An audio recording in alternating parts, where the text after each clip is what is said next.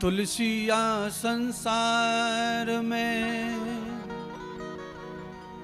और भांति भांति के लोग, सबको हिलमिल राखिए नदी नाव संयोग। गोस्वामी जी महाराज अपने विचार को रखते हैं भगवान के सामने। ऐसे ही एक और महात्मा हैं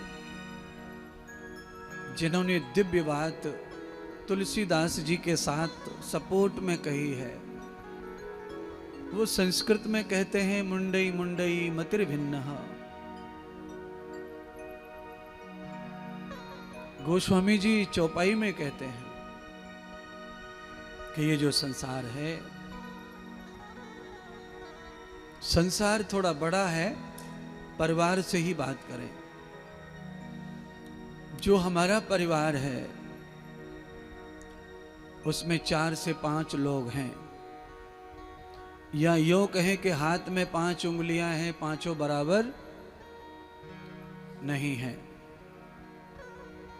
मुंडई मुंडई मतिर भिन्न। मुंडई का अर्थ तो सब समझते हैं, मुंडई का अर्थ तो मूड है। मति माने बुद्धि, सबकी अलग अलग है। माँ की अलग है, पिताजी की अलग है, बड़े बच्चे की अलग है, छोटे बच्चे की अलग है। एक ही कमाई का आटा खाते हैं, एक ही बनाने वाला है भोजन, एक ही स्वाद है, एक ही चूल्हा है, पर विचार सबके अलग अलग हैं। एक विचार से संसार चलता है, अनेक विचार से संसार बिखरता है।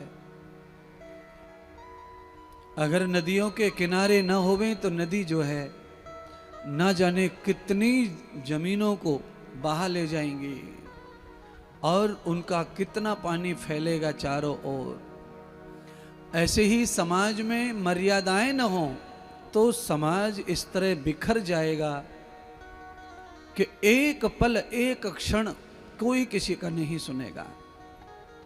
क्योंकि आज समाज में आज मर्यादाओं का शोषण हो रहा है।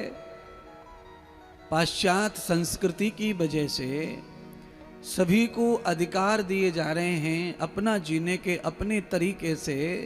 इस कारण घर के घर में ही कोई किसी का सुनता नहीं, समझता नहीं, और कोई किसी को ये नहीं पड़ी है कि मैं अगर ये कदम उठा रहा हूं, उठा रही हूं, तो इससे मेरे परिवार का क्या होगा। पीछे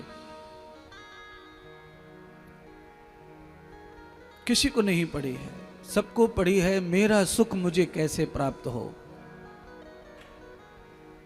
मेरा मतलब कैसे सिद्ध हो, मेरा स्वार्थ कैसे पूरा हो, मैं कैसे अपने तुच्छ तुच्छ चीजों को प्राप्त करूं। हम सब लोग उसी धुना बुनी में लगे हुए हैं।